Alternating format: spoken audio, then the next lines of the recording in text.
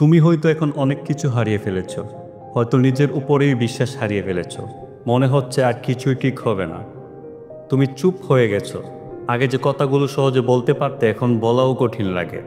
তুমি হাসো, কিন্তু হাসির পেছনে তাকে অজস্র না বলা কথা, তাকে গভীর এক শূন্যতা যা কেউ বুঝে না। তোমার বন্ধুরা ভাবে তুমি ব্যস্ত, আত্মীয়রা ভাবে তুমি বদলে গেছো, কিন্তু কেউ জানে না তুমি আসলে নিজের সঙ্গে যুদ্ধ করছো। তুমি এখনো ভেঙে পড়োনি, তুমি শুধু একটু থেমে গেছো। তুমি প্রস্তুতি নিচ্ছ আরো শক্তভাবে ফিরে আসার। জীবন সবাইকে একই রকম দেয় না। কারো কাছে জীবন হলো খোলা আকাশ, আর কারো কাছে একটা বন্ধ ঘর যার কোনো জানালা নেই।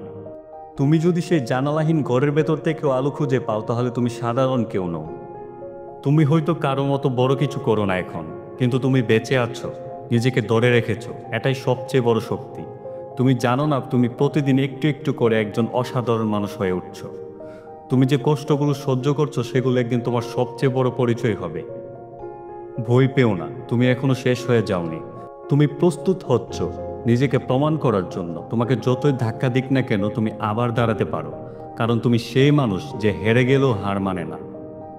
তারা তোমার কষ্ট বুঝিনি, তারা শুধু দেখবে যখন তুমি আবার জ্বলে উঠবে। তাদের চোখে পড়বে সেই আলো যেটা তুমি নিজের ভিতরেই লুকিয়ে রেখেছিলে। মনে রেখো ভাই, তুমি হেরে যাওনি, তুমি প্রস্তুত হচ্ছ ঘুরে দাঁড়াবার জন্য।